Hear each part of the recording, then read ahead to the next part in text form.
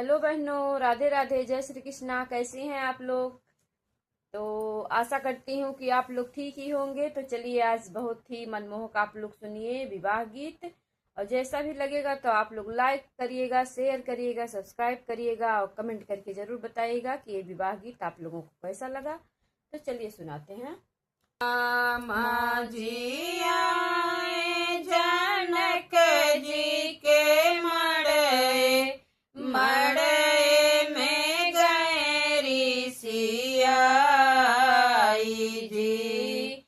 रामा जी आए जनक जी के मड़े मड़े में गए ऋषि आई जी।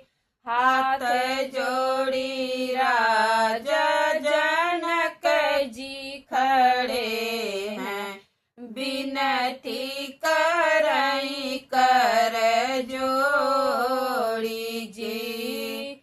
हाथ जोड़ी राजा जनक जी खड़े हैं, विनती करई कर जोड़ जी।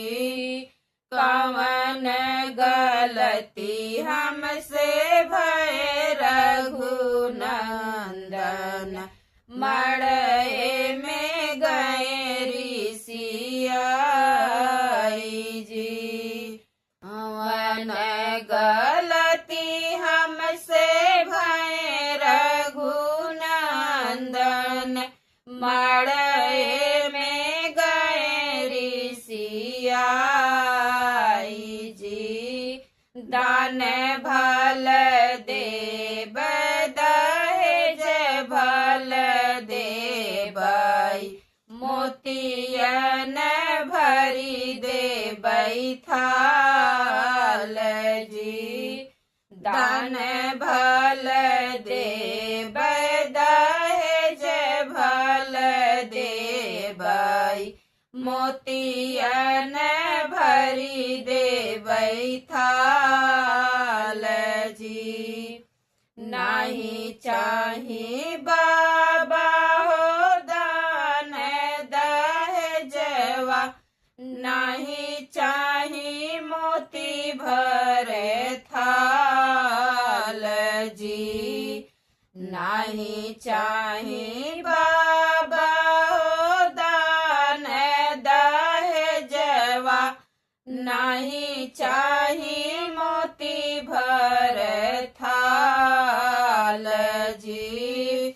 हमें कात चाही ससुरु साली सर हजिया, इहे दहेज हम लेब जी। हमें कात चाही ससुरु साली सर हजिया, इहे दहेज हम लेब जी। आंगने में ठाढ़ होई के बोले सर हजिया, सुना नन दोया हमारी बात जी।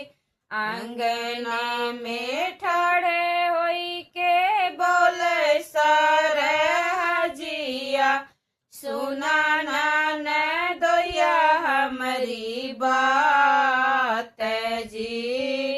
जब तू ही ले बाहो साली सर हजिया, आधी अयोध्या लेब बटवाई जी। जब तू ही ले बाहो साली सर हजिया, आधी अयोध्या लेब बटवाई जी। ये तनी बचन जब सुन रघुनंदन, मन ही मुसुकाई जी। इतनी बचन जब सुन रघुनंदन, मनहि मनहि मुसुक